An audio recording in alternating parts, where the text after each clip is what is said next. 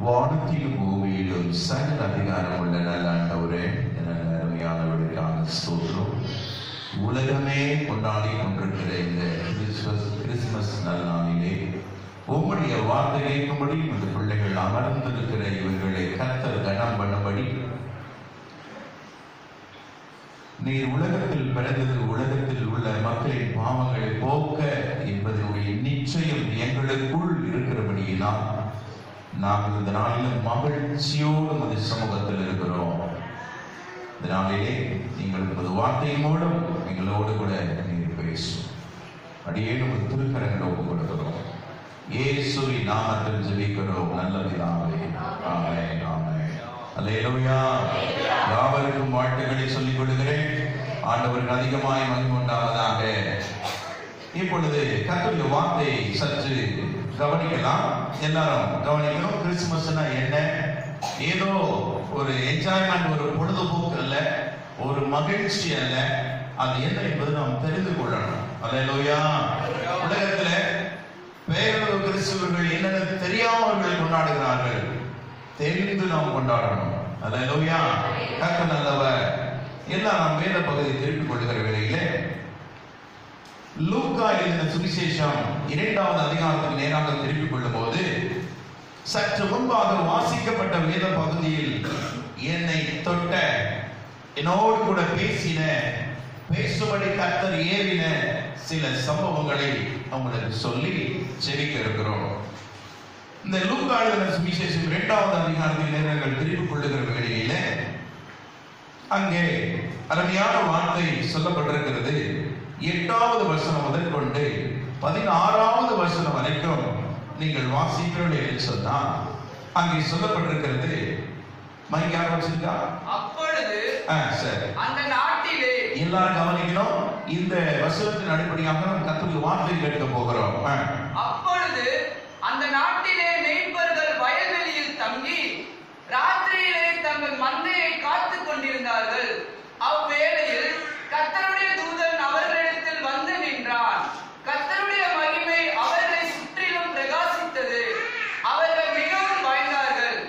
தேவதூதன் அவர்களை நோக்கி, பயப்படாதீர்கள், இதோ எல்லா ஜனத்துக்கும் மிகுந்த சந்தோஷத்தை உண்டாக்கும் நற்செய்தியை உங்களுக்கு அறிவிக்கிறேன்.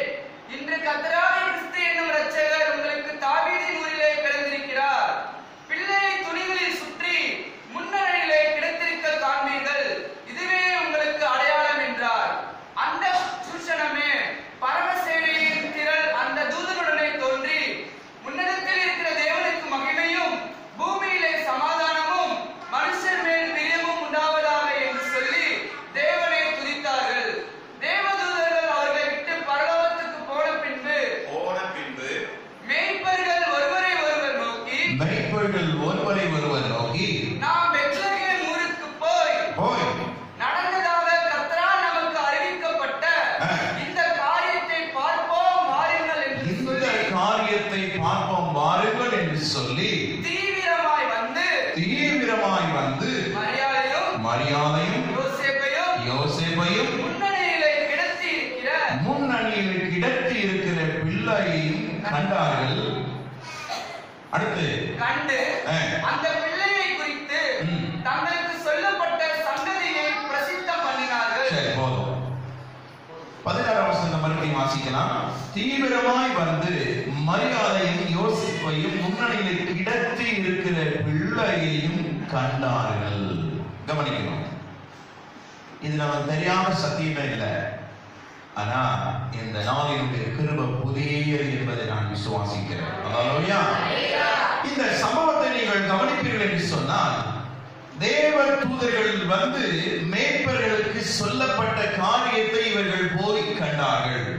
தலைப்பு கேட்டதும் கண்டதும். அங்கே கேட்டார்கள், இங்கே கண்டார்கள். கவனிக்கணும். அவர்கள் மேய்ப்பர்கள் அங்கே அமர்ந்திருக்கிற வேளையிலே தேவதூதன் வந்து சொன்னா, இப்படியாக சங்கதி என்று யாருக்கு சொன்னா? மேய்ப்பர்களுக்கு சொன்னா.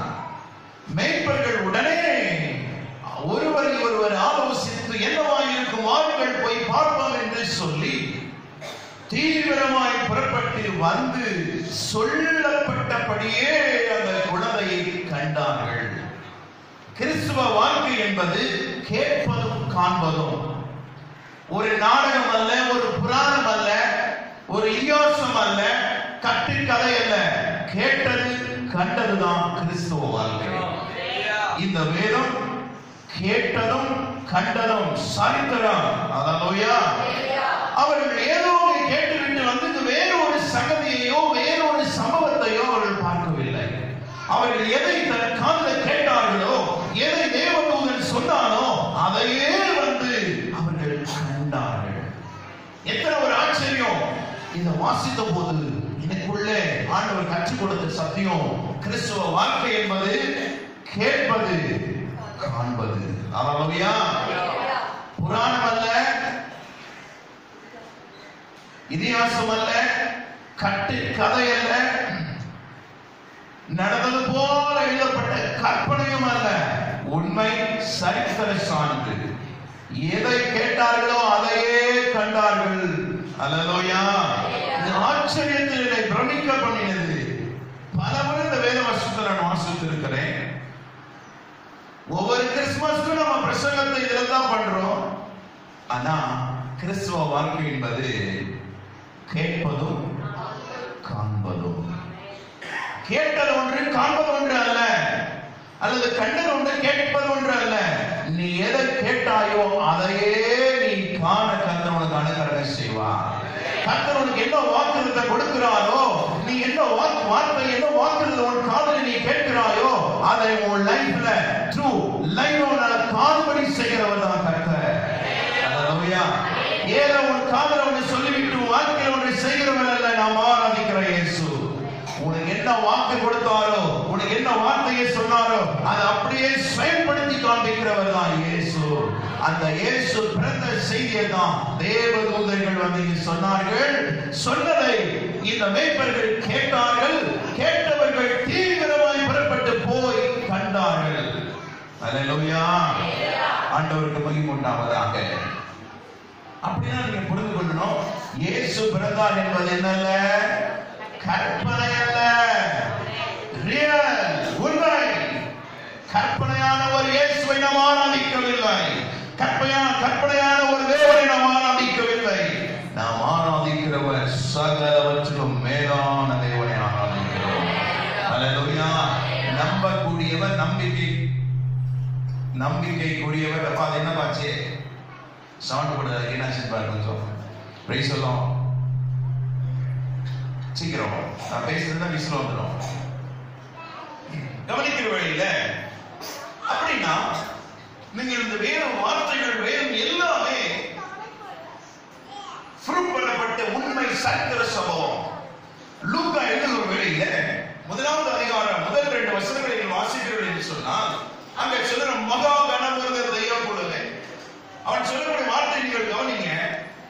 நாங்கள் முழு நிச்சயமாய் நம்புகிற சங்கதிகளை என்ன செய்வோம்? ஆரம்பம் முதல் கண்ணார கண்டு வசனத்தை போதித்தவர்கள் எங்களுக்கு ஒப்புவித்தவருடைய அவைகளை குறித்து சரித்திரம் எழுதுகிறோம். கேட்டதுதான் எழுதுவோம். கேட்பதொன்று எழுதுவது ஒன்று அல்ல. கர்த்தர் சொன்னதான் கர்த்தர் செய்வாரு. கர்த்தர் சொன்னதை செய்ய மாட்டார். சொல்லி செய்யாதவர் இருக்க மாட்டார். ஒரு மனுஷன் அல்ல. அல்லேலூயா. ஆகவே இந்த சம்பவம் ஆச்சரியத்தை உண்டாக்கினது. கேட்பதும் காண்பதும். அவர்கள் கேட்டார்கள், கண்டார்கள். ஆகவே தான் 1 யோவான் புத்தகத்தை நீங்கள் வாசித்து பார்க்கிற போது 1 யோவான் 1:1 நீங்கள் வாசிப்பீர்கள் என்று சொன்னால் ஆதி முதல் இருந்ததும் நாங்கள் கேட்டதும் எங்கள் கண்களினால் கண்டதும் நாங்கள் கண்டது மட்டுமல்ல, அதை நோக்கி பார்த்தோம், உற்று பார்த்தோம், அதை கவனித்து பார்த்தோம், அதை ஆராய்ந்து பார்த்ததுமான எங்கள் கைகளினாலே தொட்டதுமாய் இருக்கிற ஜீவ வார்த்தையை குறித்து உங்களுக்கு அறிவிக்கிறோம். அல்லேலூயா. இந்த வேதம் கிறிஸ்து பிறப்பு என்பது, இந்த வேதம் என்பது கட்டு கதை அல்ல.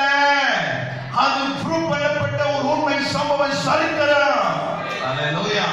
அந்த இயேசு பிறந்த நாளை கொண்டாடுவதில் சந்தோஷப்படுகிறோம். உண்மை கேட்டது கண்டது. நாங்கள் கேட்காததை எங்கள் தேவன் செய்ய மாட்டார். என் காதலில் சொன்னதை என் வாழ்க்கையில் அவர் செய்வார். அல்லேலூயா.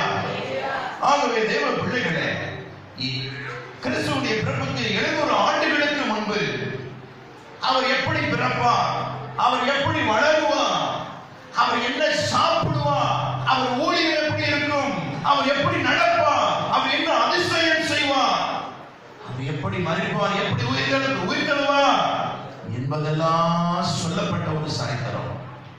அல்லேலூயா.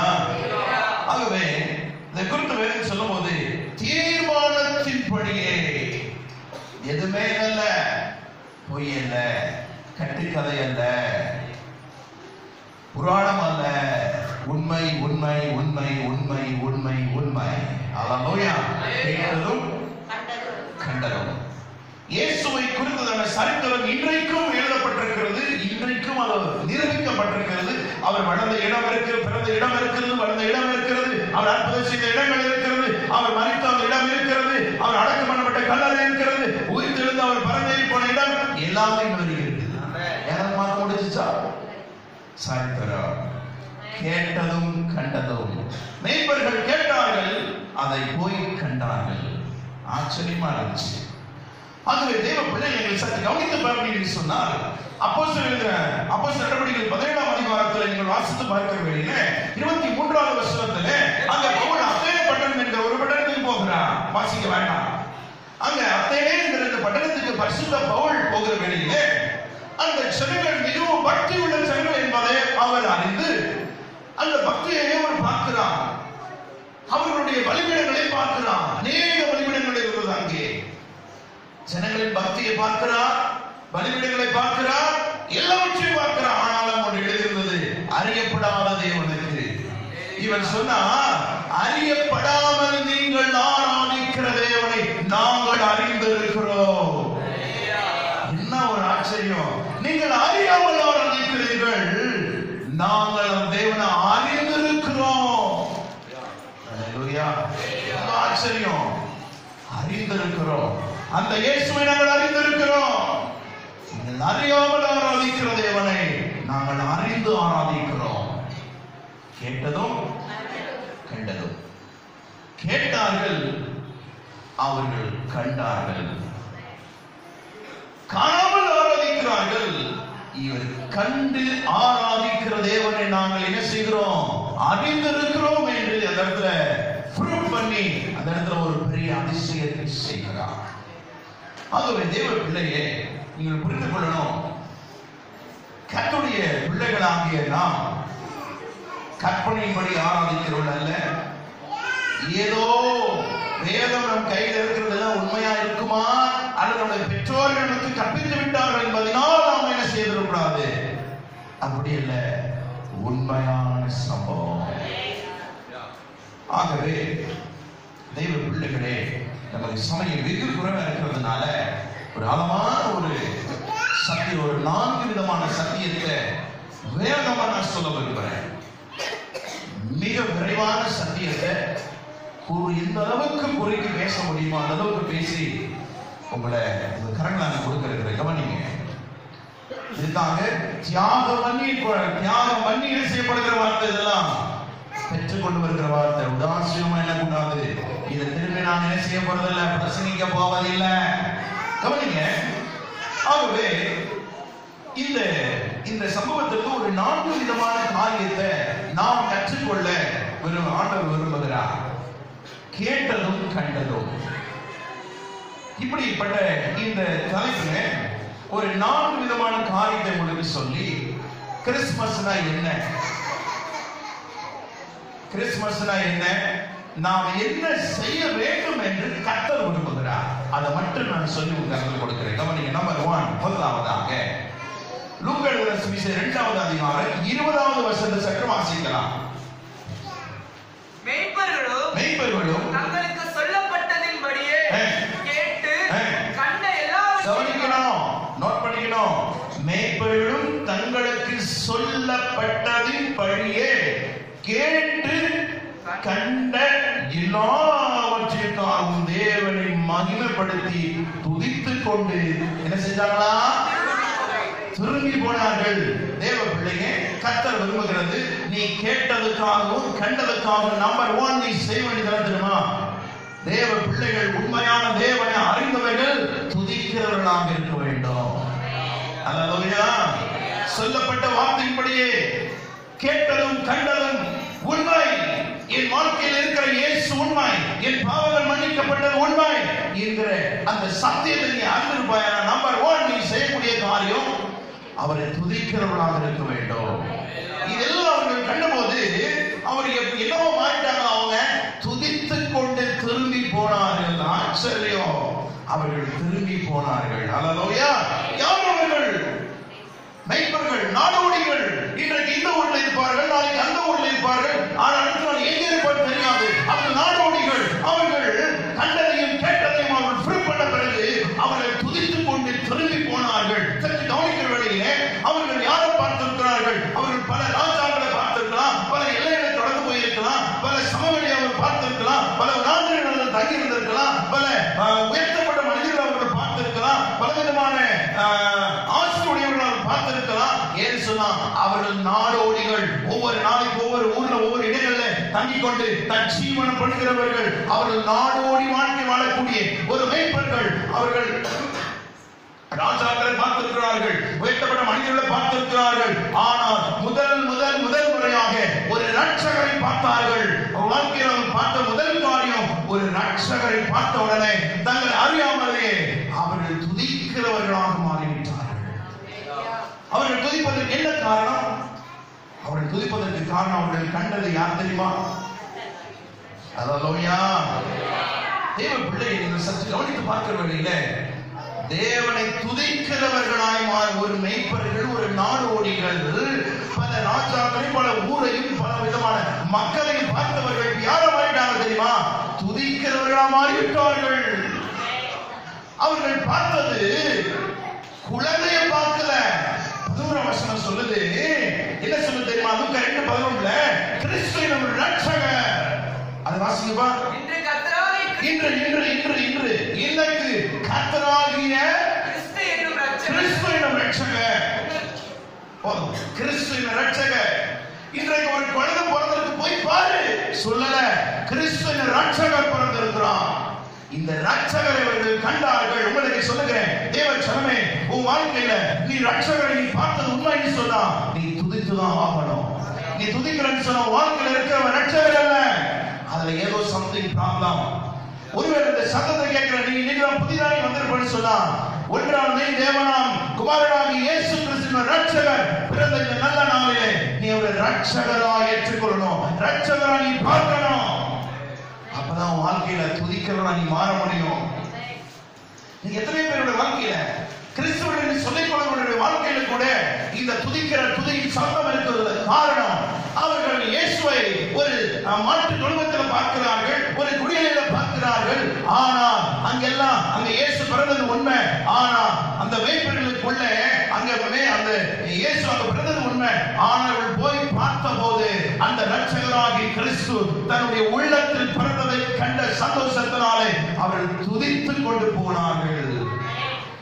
இன்னைக்கு எல்லாரும் மாட்டு தொழுவத்தில் பிறந்தவராக தான் பார்க்கிறாங்க. தப்பு. மாட்டு தொழுவத்தில் பிறந்தது உண்மைதான். ஆனா அந்த இயேசு உள்ளத்தை கூட பிறந்தது உண்மையானா, நான் தான் உண்மையான கிறிஸ்துவன், நான் தான் உண்மையான துதிக்கிறவன், நான் தான் உகந்தவன். அல்லேலூயா. பெயர்கள் வாழக்கூடாது. இயேசுவை தெரிந்ததுனால அவர் ஆளுக்கு ஆராய்ச்சி முடியாது. கிறிஸ்து எனும் ரட்சகர் பிறந்திருக்கிறார். அதுதான் ஏன் அவங்க துதிக்கிறோம் சொல்லுங்க. ஏன் அவங்க துதித்தாங்க? ஏன் அவங்க துதிச்சாங்க தெரியுமா? அவங்க பார்த்தது குழந்தை அல்ல, ரட்சகரை. அல்லேலூயா. ரட்சகரை நீ பார்ப்பாயானா உனக்குள்ள துதித்தானா வரும். அங்க தேவதூதன் சொல்லும்போது குழந்தைய போய் பாருன்னு சொல்லல. இன்னைக்கு எல்லாரும் குழந்தைய தான் பார்க்கிறாங்க. அதனாலதான் துதிக்கல. ரட்சகரை பார்க்கணும். ரட்சகராய் ஏற்றுக்கொண்ட ஜனங்கள் என்ன செய்யப்பட்டிருக்கிறது? துதிக்கிறது. ரட்சகராய் யார் எந்த ஜனம் பார்க்கிறதோ, எந்த மனுஷன் பார்க்கிறானோ அந்த மனுஷனிலே தேவன் மகிமைப்பட ஆண்டவர் பிரியம் கொள்ளுகிறார். ரட்சகரை எப்ப பார்க்க முடியும்? மாட்டு தொழுவத்தில் பார்த்தா ரட்சகரை பார்க்க முடியாது. அல்லேலூயா. ரட்சகரை நீ பார்த்தனா ரட்சகர் இங்க இருக்கணும். உன்னை பாவங்கள் மன்னிக்கப்பட்ட விசுவாசம் இருக்கணும்.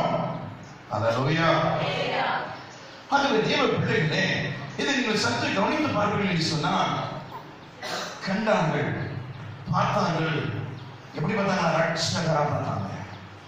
அப்ப நான் யோசிச்சு பார்த்தேன், ஆண்டு கற்றுக் கொடுத்தாரு. இல்லப்பா, அவங்க நாடோடிங்க, அவங்களுக்கு சொல்லப்பட்டது கிறிஸ்துவ ரட்சகர் பிறந்தவருக்கு வந்து பார்த்தா ரட்சகரை பார்க்கிறாங்க. அவங்க குழந்தையா பார்க்கல. கவனிங்க, குழந்தையா பார்க்கல. அவங்களுக்கு என்ன சொல்லப்பட்டதோ அப்படியே வந்து பார்த்தாங்க ரட்சகர் இருக்கிறார். இப்ப நான் என்ன சொல்ல வரேன் தெரியுமா? பார்வையில இந்த ரட்சகரை நீ பார்க்காமல் இருப்பது காரணம் ஒரு பார்வை தவறு. பார்வையில வித்தியாசம் இருக்கணும். பார்வையில வித்தியாசம் இருக்குது. நீங்கள் வாசித்து பார்க்கிறபடியில ஆதியாகமம் 33வது அதிகாரத்துல 33ஆம் அதிகாரம் 4வது வருஷத்துல நீங்கள் வாசித்து பாருங்கள் என்று சொல்ல வாசிக்க வேண்டாம், சமயம் இல்லை. அங்கே சுமார் ஒரு லாங் டைம் 20 வருஷத்துக்கு பிறகு அங்க ஏசாவும் யாக்கோபும் சந்திக்கிறார்கள். சந்திக்கும் போது சகோதரா அப்படியே சொன்னாங்க. இல்ல, ஒருவரை கட்டிக்கொண்டு நெசிதாங்களாம் அழுவார்கள். ஒருவரை ஒருவர் கட்டிக்கொண்டு ஒருவரை ஒருவர் பார்த்த பொழுது படுதலாம் இல்ல, ஒருவரை ஒருவர் கட்டிக்கொண்டு அழுதார்கள். அதே சம்பவம் 45வது அதிகாரம் ஆதியாகமம் 45:14வது வசனத்தில் வாசித்து பார்க்கிற போது ஒரு லாங் டைமுக்கு பிறகு அங்கே யோசேப்பு தன் சகோதரனாகிய பென்யமீனை பார்க்கிறான். நடந்த சம்பவம், ஒருவரை ஒருவர் பார்த்து கழுத்தை அப்படியே பிடித்துக் கொண்டு ஆளுகிறார்கள். அதே சமயம் ஆதியாகமம் 46வது அதிகாரம் 29வது வசனத்தில் வாசிக்கிறீர்கள் என்று சொன்னால் ஒரு லாங் டைம் பிறகு அங்கே யோசேப்பு தன் தகப்பனாகிய யாக்கோபை பார்க்கிறான். பார்த்த உடனே நடந்த சம்பவம் என்ன? ஒருவரை ஒருவர் கட்டிக்கொண்டு நீண்ட நேரம் என்ன செஞ்சாங்களா? அல்லேலூயா. கொஞ்ச நேரமா விடாமல் வெகு நேரம் என்ன செய்தானா? விடாமல் அழுதான். இப்படி அர்த்தம் உதாரணம் நிறைய சொல்லலாம். 1 ராஜாக்களின் புத்தகம் 10வது அதிகாரத்துல 4-5 வாசித்து பார்க்கிற போது அங்கே ஒரு சேப நாட்டின் ராஜஸ்திரி வருகிறார். அவள் சேப நாட்டில் இருந்து அவள் ஒரு ராஜஸ்திரி. அவள் வருகிறாள். எதற்கு வருகிறாள்? இஸ்ரவேலுக்குள்ள இருக்கக்கூடிய இந்த சாலோமோனுடைய மகிமை காணும்படி வருகிறார். வந்தால் கண்டால், கட்டளை கலைகளை கண்டால், எல்லா காரியங்களையும் கண்டால். அவள் ஒரு ராஜஸ்திரி. எத்தனையோ அரண்மனைகளில் பார்த்தவள், எத்தனையோ ராஜாக்களோடு கூட அவள் பேசினவள், பழகினவள், பல அரண்மனைகளை கண்டவள், அவள் பல அரண்மனைகளை கட்டினவள், அரண்மனையில் வாழக்கூடியவள்.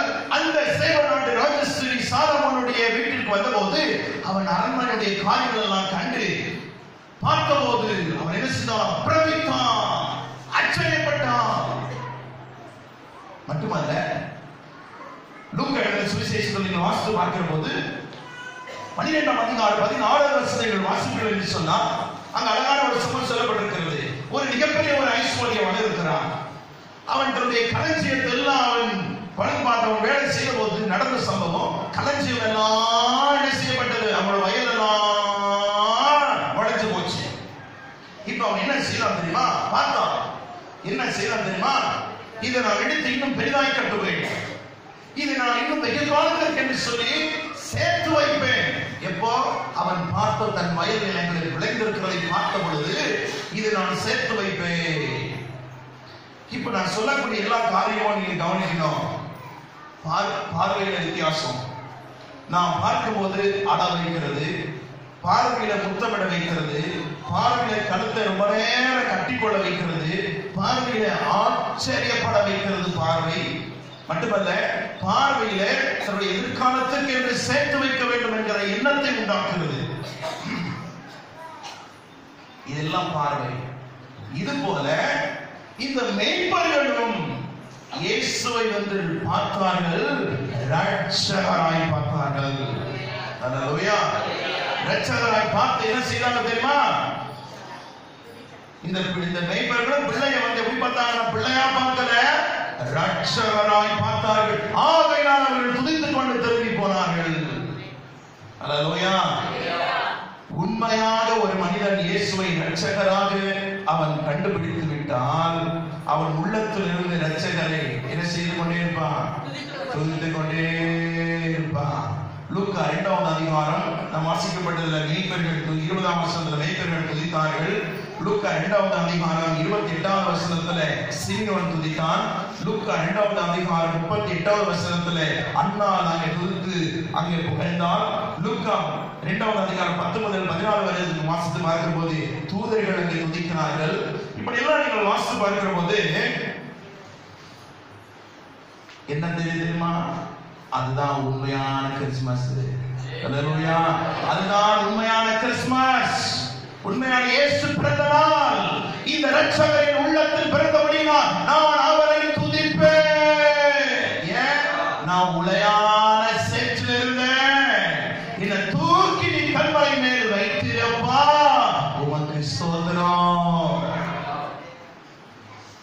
ஆகவே நேற்றைய தினம் சொல்றேன், கவனிங்க.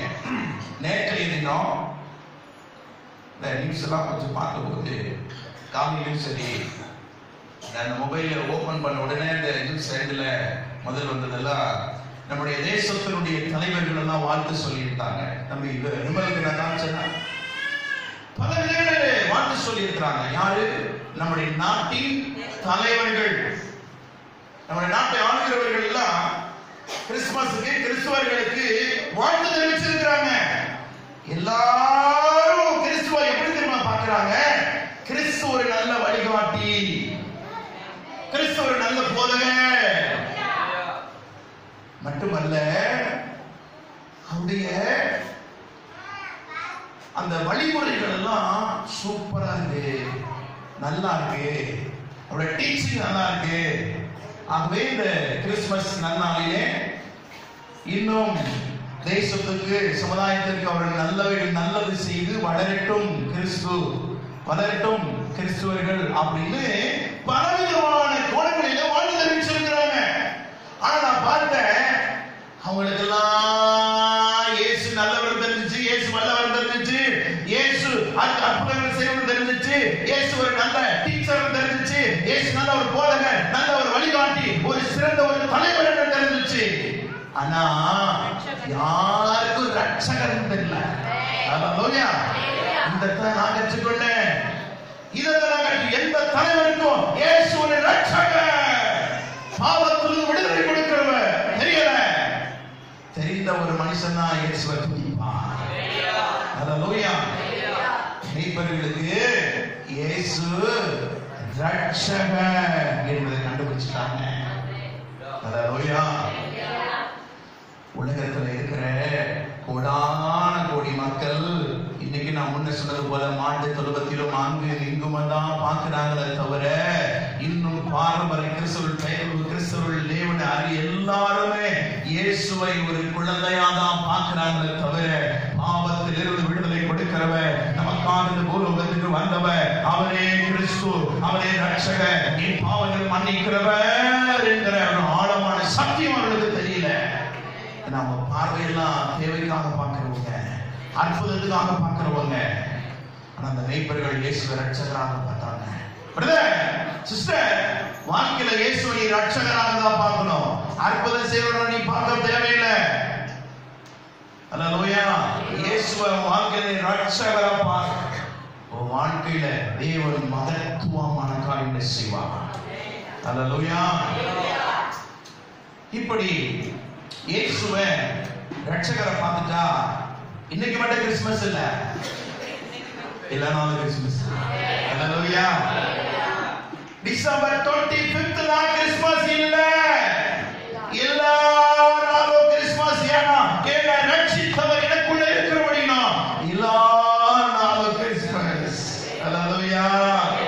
ஏதோ ஒரு புதிய கிருபை, அவர் கிருபையை தாங்குது, என்னை தப்பு வைக்கிறது, என்னை நடத்துது, என்னை பெரியவனாக்குது. அதனால அந்த இயேசு 25ஆம் தேதி மட்டும் பிறக்கல,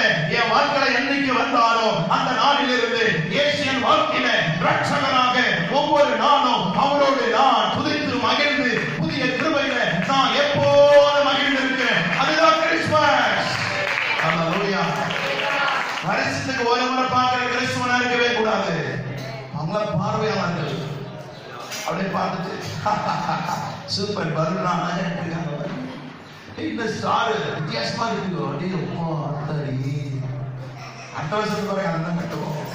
அல்லேலூயா அல்லேலூயா. அப்படி உங்க வாழ்க்கையில இயேசுவை நீ ரட்சகரா பார்க்கலாம். இயேசுவை இதுவரைக்கும் நீங்க ஏற்றுக்கொள்ளலன்னா அன்பு சகோதரா, அன்பு சகோதரி, கர்த்தர் இன்றைக்கு ரட்சகர் என்னும் கிறிஸ்து இன்றைக்கு இந்த இடத்துல உனக்காக வந்திருக்கிறார். அவரை நீ ரட்சகரை நீ பார்க்கணும், நீ ஏற்றுக்கொள்ளணும். உன் பாவத்தை மன்னிக்கிறவர் இயேசு ஒருவர் மட்டும்தான். ஆழமா நான் சொல்றேன், தைரியமா சொல்றேன். அல்லேலூயா. இயேசு என் வாழ்க்கையில வராத வரைக்கும் எனக்கு கிறிஸ்துமஸ் இல்லை. என்னைக்கு என் வாழ்க்கையில இயேசு வந்தார், 10 வருஷத்துக்கு முன்னாடி இயேசு வாழ்க்கையில வந்தாரு, அன்னையில இருந்து இன்னொரு கிறிஸ்துமஸ் தான், இன்னொரு சாமி தான். எப்போ 25th இல்ல, தினந்தோறும். அல்லேலூயா அல்லேலூயா. ஆகவே இயேசுவை நாம் ரட்சகரா பார்க்கணும், துதிக்கணும். கவனிச்சீங்கன்னா கவனிங்க,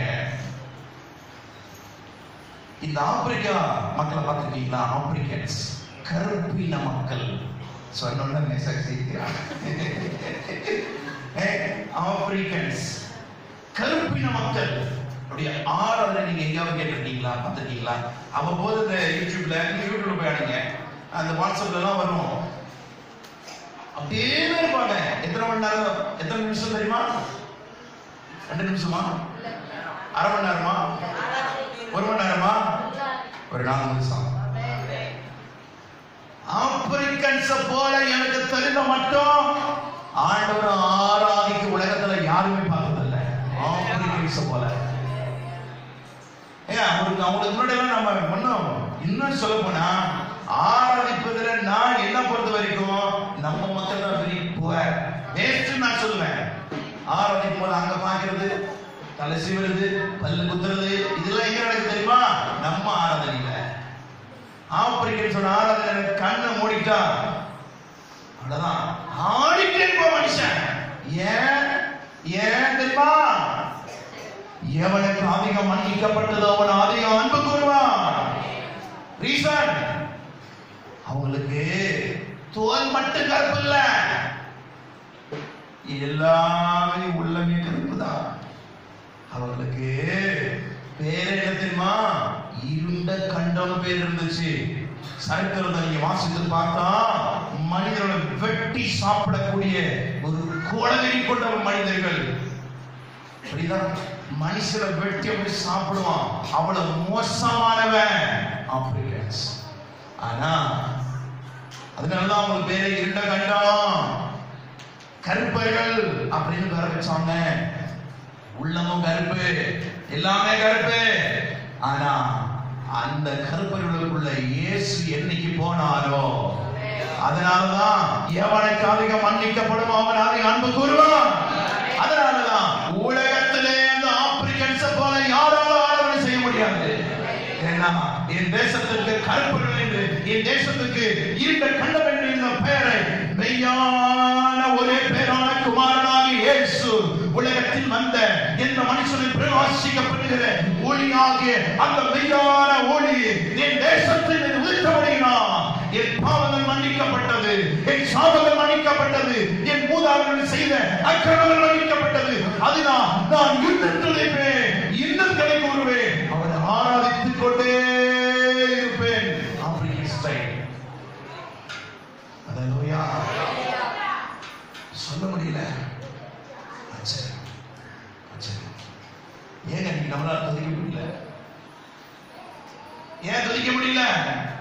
மேய்ப்பர்கள் நாடோடிகள் வந்தாங்க, கேட்டாங்க, கண்டாங்க, துதித்து கொண்டு போனாங்க. காரணம், வந்து பார்த்தது குழந்தை அல்ல, ரட்சகரை. வாழ்க்கையில் நீ ரட்சகரை பார்ப்பா உன் வாழ்க்கை மாறி வருது. இந்த சத்தத்தை கேட்கிற உன் வாழ்க்கையில இயேசு ரட்சகனா வாழ்க்கையில் வெளிப்படுவாருன்னா உன் வாழ்க்கை மாறிடும். அல்லேலூயா. இந்த மேய்ப்பர்களுக்கு இது தெரிந்தது. அவர்கள் பெரிய படிப்பு அறிவாளிகள் அல்ல, மேதைகள் அல்ல, தலைவர்கள் அல்ல, சாதாரண எளிமையானவர்கள், ஏழ்மையானவர்கள், நாடோடிகள். அதனாலதான் பரிசுத்த பவுல் சொல்லும்போது உள்ளவைகள் அல்ல இல்லாதவைகளையே, ஞானிகளை அல்ல பைத்தியங்களை அவர் தெரிந்து கொண்டார். மேய்ப்பர்களை கர்த்தர் தெரிந்து கொண்டார். ரட்சகராய் இவர்கள் பார்த்தார்கள். ஒரு சண்டே ஸ்கூல்ல ஒரு ஸ்கூல்ல ஒரு சம்பவம் நடந்துச்சான். என்ன நடந்துச்சான் தெரியுமா? டீச்சர் போய் எழுதி போட்டாங்க, மகா சமுத்திரத்தின் ஆழம் 5 மைல் அப்படின்னு எழுதி போட்டாங்களாம். உடனே ஒரு பையன் அல்லேலூயா ஸ்கூல்ல. டீச்சர் கூப்பிட்டா, வடங்க இது என்னடா இது என்ன உங்க சர்ச்சை நினைச்சிட்டியா? உங்க சர்ச்சை நினைப்பா உனக்கு ஒட்டி போடு. எதுக்குடா அல்லேலூயா சொல்ல? டீச்சர் இங்க சண்டே ஸ்கூல் போனேன்னா அங்க எங்க மிஸ் சொல்லி கொடுத்தாங்க, உன் பாவமெல்லாம் சமுத்திரத்தின் கீழே ஏசாவா போட்டாருன்னு சொன்னாங்க. அன்னையில இருந்து அந்த சமுத்திரத்தின் ஆழம் எவ்வளவு இருக்குன்னு எனக்கு தெரியல மிஸ். இன்னைக்கு நீங்க 5 மைல் சொன்ன உடனே என் பாவமெல்லாம் 5 மைலுக்கு கீழே போயிருச்சுன்னா அல்லேலூயா சொல்ல மிஸ் அப்படின்னா. ஒரு சகோதரர் சாம் ஜெபதுரை அவர் புத்தகத்துல நான் படிக்கிறேன். கவனிங்க, துதிக்கிறோம். உன் பாவங்கள் மன்னிக்கப்பட்டது உண்மையானா, உன் வாழ்க்கையில் இயேசு வந்தது உண்மையானா, ஏதோ இது ஒரு பண்டிகை ஏதோ கொண்டாடிட்டு சாப்பிட்டோமா, அப்புறம் கேக் கொடுப்பாங்க, அப்புறம் வீட்டில் போனா எல்லாம் இருக்கும் வெரைட்டியா இருக்கும், இல்லை சாப்பிடுவோம், இல்லை அது கிறிஸ்துமஸ் இல்லை. அது கிறிஸ்துமஸ் இல்லை. நீ இயேசுவை ரட்சகரா பார்த்து அவர்களை துதிச்சா அதான் கிறிஸ்துமஸ். இதெல்லாம் புரிஞ்சிச்சு? சமயம் குறைவு, பிளீஸ் பண்ணிக்கணும். நான் இது ரெண்டையும் வேகமா சொல்லி நான் முடிச்சிடுறேன். இரண்டாவது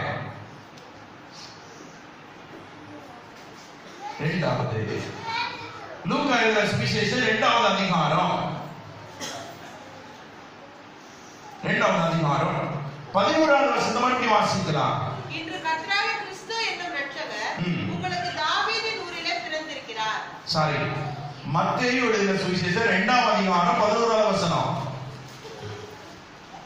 அவர்கள் அந்த வீட்டுக்குள் பிரவேசித்து, அந்த ஞானிகள் அந்த வீட்டுக்குள் பிரவேசித்து பிள்ளையையும் அதன் தாயாகிய மரியாதையும் கண்டு. கவனிங்க, இதை எழுதிக்கலாம். மத்தேயு 2வது அதிகாரம் 11வது வசனம். அந்த ஞானிகள் அவருடைய வீட்டுக்கு போய்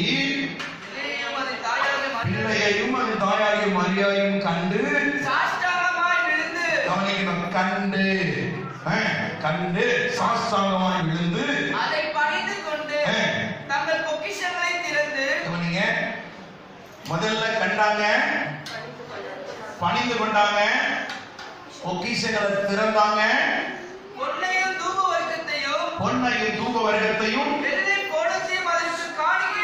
வெள்ளை குடத்தையும் அதற்கு காணிக்கையாக கொடுத்தார்கள். அல்லேலூயா. இரண்டாவது கொடுப்பது. அல்லேலூயா. இரண்டாவது கிறிஸ்துமஸ் என்ன? கொடுப்பது. அல்லேலூயா. இரண்டாவது என்னவா? கொடுப்பது. அவங்க பார்த்த உடனே பணிந்து கொண்டாங்க, திறந்தாங்க, கொடுத்தாங்க. கவனிங்க, அவர்கள் யாரு? ஞானிகள். கவனிங்க, அவங்க என்ன செய்தாங்கன்னா, பொன் அங்க சொல்லப்பட்டிருக்கிறது, பணிந்து கொண்டு தங்கள் பொக்கிஷங்களை திறந்து பொன்னையும். கவனிங்க, இப்போ அந்த பிறந்திருக்கிற இயேசுவை அவர்கள் யார பார்க்கிறாங்க? குழந்தையா பார்க்கல, அவங்க யார பார்க்கிறாங்க தெரியுமா? பொன்னையும். ஏன் கொடுத்தாங்க தெரியுமா? பொன் ராஜாங்கத்தின் அடையாளமானது. பொன் ராஜாங்கத்துக்கு அடையாளமானது. அதனால இயேசுவை ராஜாவாக பார்க்கிறாங்க. இரண்டாவது தூப வர்க்கம். இது தேவனால் தேவன் என்பதற்கு அடையாளம். தேவன். தூப வர்க்கம் தேவன் என்று அவர்கள் அங்கீகரித்தார்கள். முதல்ல பொன் ராஜா என்று அங்கீகரித்தார்கள், அவர் தேவன் என்று அங்கீகரித்தார்கள். வெள்ளை குடம் இது அவர் நிறைவேற்ற போகிற மரணத்தை நினைவு கூறுவார்கள். இதை பார்த்த உடனே இந்த இயேசுவை இந்த ஞானிகள் என்ன செய்யலாம்? குழந்தையா பார்க்கல, யார பார்த்தாங்க தெரியுமா? ராஜாதி ராஜாவாக, தேவாதி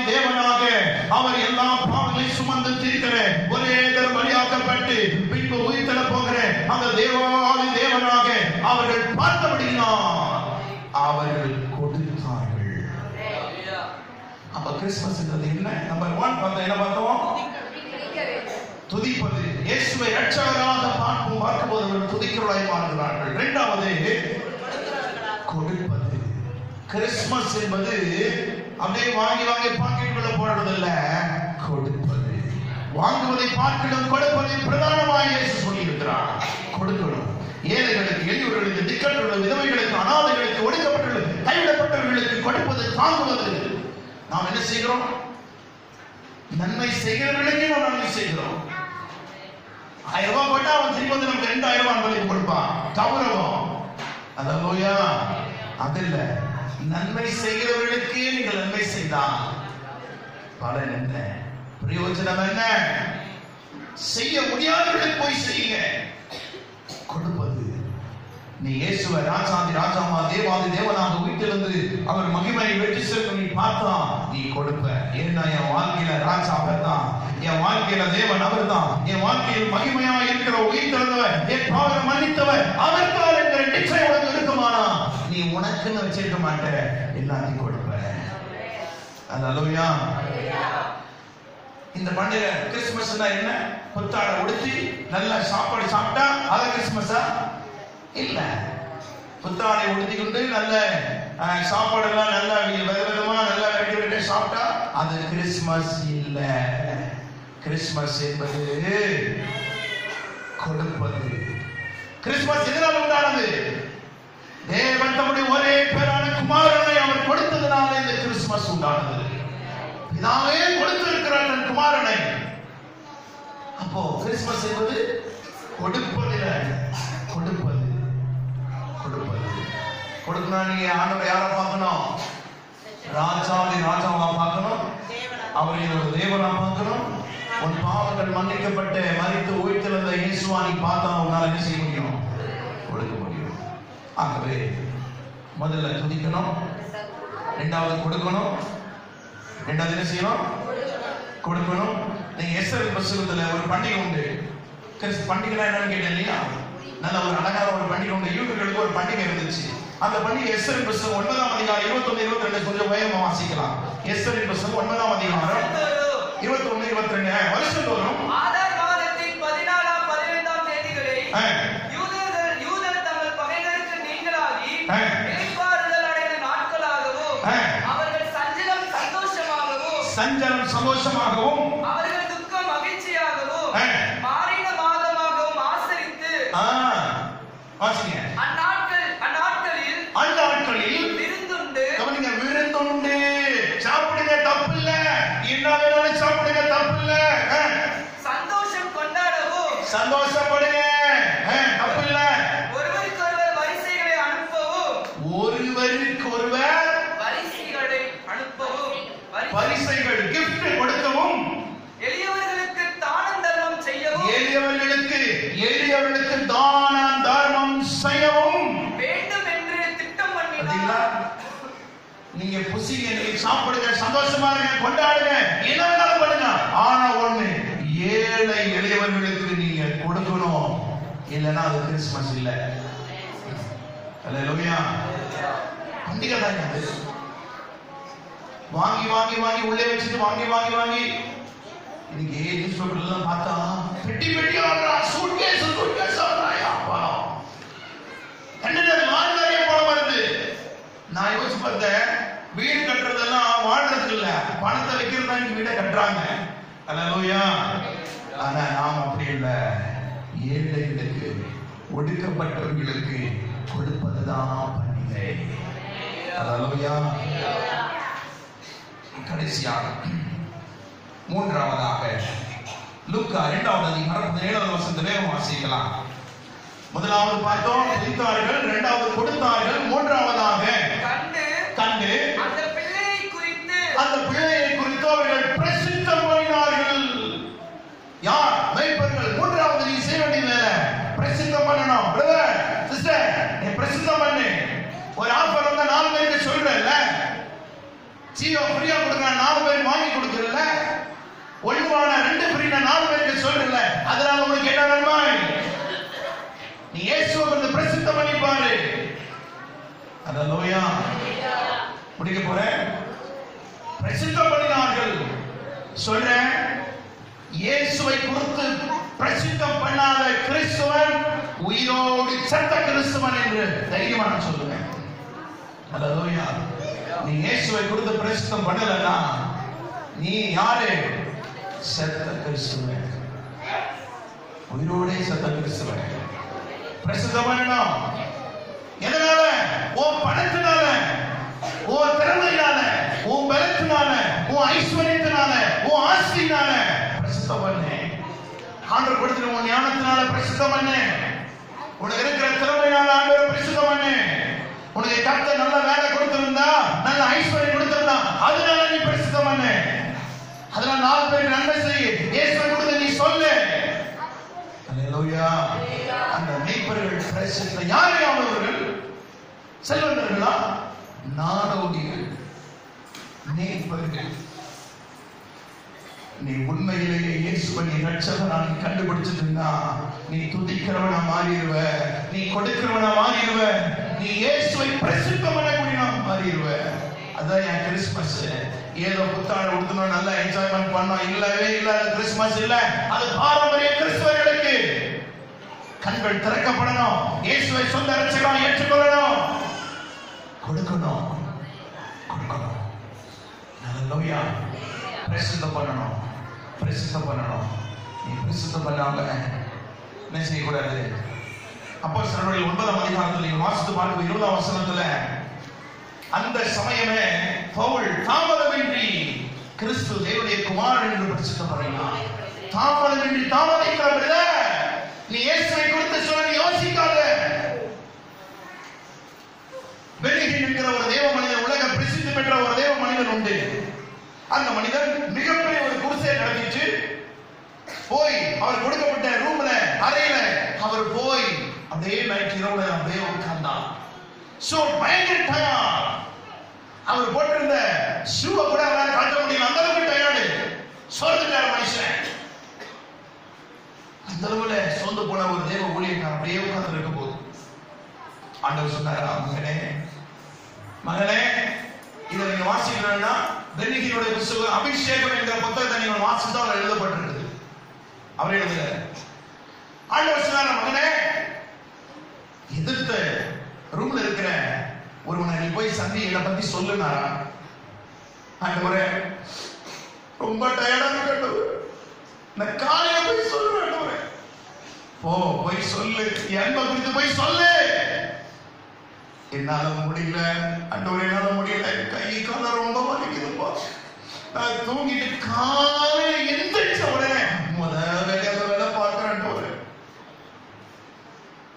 இரண்டாவது முறை, மூணாவது முறை ஆண்டவர் சொன்னாரு, அவர் தூங்கிட்ட. தூங்கி காலையில் விடிய காலம் அவர் தங்கியிருந்த ஹோட்டல், அந்த லாட்ஜ்ல எதிர்த்தவங்க ஃபுல்லா போலீஸ். அப்படியே இருந்துச்சுன்னா வெறும் போலீஸா இருக்கே அப்படின்னு இவர் தூக்க கலக்கத்துல இருந்து ஃப்ரெஷ் ஆகி போய் சந்திச்சு, சார் என்ன, சாரி சார், இந்த ரூம்ல இருந்தவர் அதிக கடன் பிரச்சனை நிமித்தமாக சூசைட் பண்ணி இறந்துட்டாரு, அதனால வந்து கூட்டம். வெளியில் சொன்னாரா, அவர் சாகல, நானே அவரை கொண்டுட்டேன். இரவு நேரத்துல இயேசு என்கிட்ட சொன்னாரு, அந்த மனிதனை போய் சந்தி என்று சொல்லி. நான் தாமதம் பண்ணினதுனால இன்றைக்கு அவர் என்ன செஞ்சுட்டாரு, மறிச்சுட்டாரு. அவரை நானே கையால கொண்டுட்டேன்னு சொல்லி ஒப்பு கொடுத்தாரா. அதுக்கு பிறகு ஊழியர்கள் பெரிய அற்புதங்களை கண்டிருக்கிறார். இது அவர் சொன்ன, அவர் எழுதின ஒரு புத்தகத்துல, அபிஷேகம் என்ற புத்தகத்துல உண்டு. நீங்க தாமதிக்கிற ஒவ்வொரு காரியமும், ஒவ்வொரு நிமிஷமும், ஒவ்வொரு மரணத்துக்குள்ள போயிட்டு இருக்கிறாங்க, ஒவ்வொரு பாவத்துக்குள்ள போயிட்டு இருக்கிறாங்க.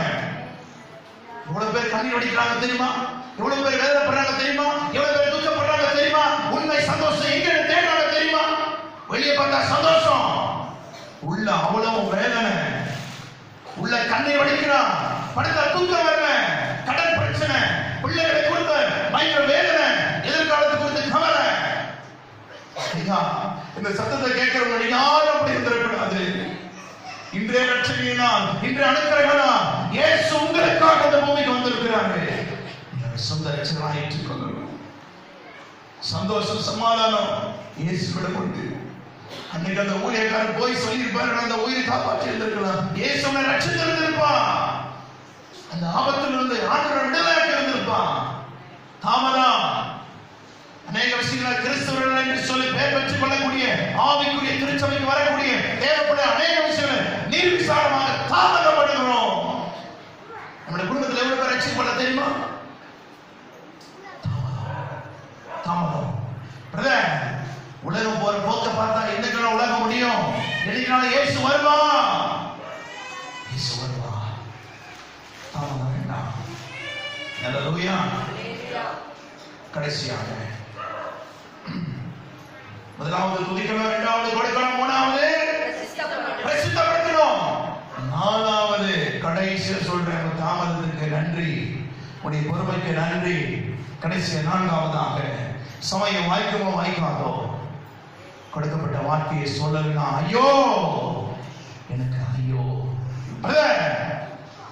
உனக்கு கர்த்தர் சமயத்தை கொடுத்திருக்கிறாரு, வாய்ப்புகளை கொடுத்திருக்கிறாரு, காரியங்களை கொடுத்திருக்கிறாரு. நீ சொல்லலனா உனக்கு ஐயோ. வேதம் எச்சரிக்கிறது. கவனிங்க, சரி வேகமா. நான்காவதாக லூக்கா எழுதின சுவிசேஷம் 2வது அதிகாரம் 29வது வசனத்தை வேகமா வாசிக்கலாம். லூக்கா 2:29. ஆண்டவரே உமது வார்த்தையின்படி, கவனிங்க, உமது வார்த்தையின்படி நமது அடியேனை இப்பொழுது சமாதானத்தோடு போக விடி. அர்த்தம் என்ன? மூன்று கடைசியாக சமாதானத்தோடு போகணும். அதாவது நான்காவதாக சமாதானத்தோடு போக வேண்டும். இப்ப இந்த கவனிங்க, அர்த்தம் என்ன? சமாதானத்தோடு போகணும். ஏன் சொன்னாரு? கவனிங்க, அவன் வீட்டுக்கு போகல. புரிந்து கொள்ளணும். அவர் சமாதானத்தோட வீட்டுக்கு போறாரு நினைச்சிடக்கூடாது. அவன் சொல்றா, ரட்சகத்தை கண்கள் கண்டது, அதனால ஆண்டவரே சமாதானத்தோடு போக விடி. மேல போறதை டிக்கெட் புக் பண்றாரு. அல்லேலூயா. பிரதர், நீ இந்த பூலோகத்துல உன்னை இயேசுப்பா சமாதானமா வைக்கிறது எதுக்கு தெரியுமா? இந்த உலகம் கொடுக்கிற சமாதானம் இல்ல, ஏன் சமாதானத்தோடு கொடுக்கிறேன்னு சொன்ன எதுக்கு தெரியுமா? அந்த சமாதானத்தோட நீ வாழ்வு மேல வரணும்ன்றதுக்காக. ரட்சகத்தை கண்கள் கண்டது, நான் இயேசுவை பார்த்துட்டேன், அதனால இப்ப நான் சமாதானமா வரேன். இயேசுவை ரட்சகரா ஏற்றுக்கொண்டு பாவம் அழிக்கப்பட்டது, அதனால இப்ப நான் என்ன பண்ற போறேன்? சமாதானத்தோட மகிழ்ச்சியோடு நான் பரலோகத்துக்கு வரேன். தேவ பிள்ளையே, உனக்கு சமாதானம் வேணுமா? உனக்கு சமாதானம் ஆண்டவர் கொடுக்கிறது, சந்தோஷத்தை கொடுக்கிறது இந்த உலகத்துல வாழ்ந்து அப்படியே போறதுக்கு இல்ல. நீ சமாதானமா வாழ்ந்து இயேசுவை சந்திக்க நீ ஆயத்தப்பட, இயேசுவின் வழிகளை நீ கடந்து போக, அதுக்குதான் சமாதானம். இன்னைக்கு பார்த்து நான் உன்னை கேட்கிறேன், இன்னைக்கு இயேசு வருவார்னு சொன்னா உன்னால சமாதானத்தோட இயேசுவை சந்திக்க முடியுமா? முடியும்னு சொன்னா நீ உண்மையான ரட்சகரை நீ கண்டு இருக்கிறாய். ஒருவேளை நீ காணலன்னு சொன்னா இன்றைக்கு இந்த கிறிஸ்துமஸ் நாளிலே இயேசுவே என்ன உமது பிள்ளையா மாற்றி நோக்க கொடுக்கிறேன். இந்த உண்மை சமாதான சந்தோஷம் எனக்கு வேணும். என் வாழ்க்கையில நான் ரட்சகரா பார்க்கிறேன். நீங்க ஒப்பு கொடுப்பீங்கன்னா கர்த்தர் உங்களுக்கு என்ன பண்ணுவா? அன்போடு சொல்லிக் கொடுக்கிறேன்.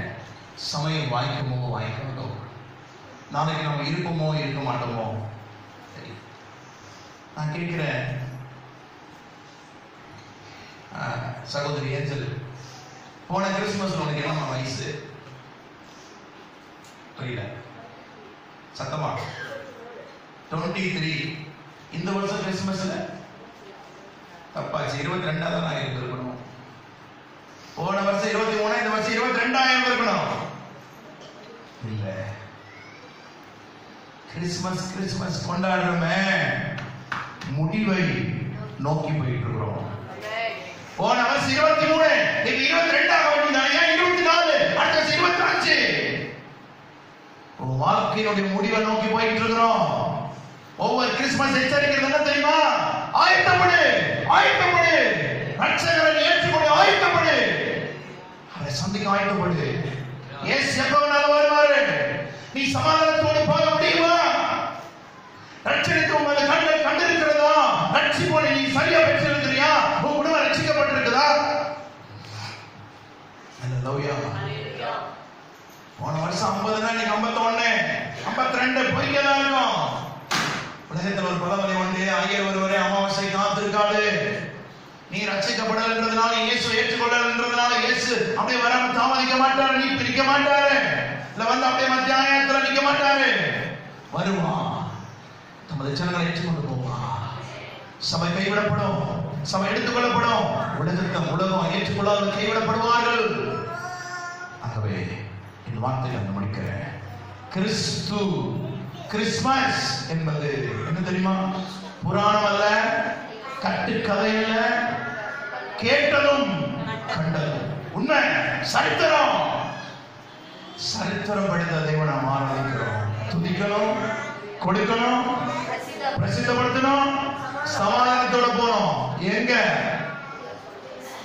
நீ அவரை ரட்சகரை பார்த்தாலே ரட்சிக்கப்படுவ. முடிவு நீ சமாதானத்தோட அவர்கிட்டே போவ. அல்லேலூயா.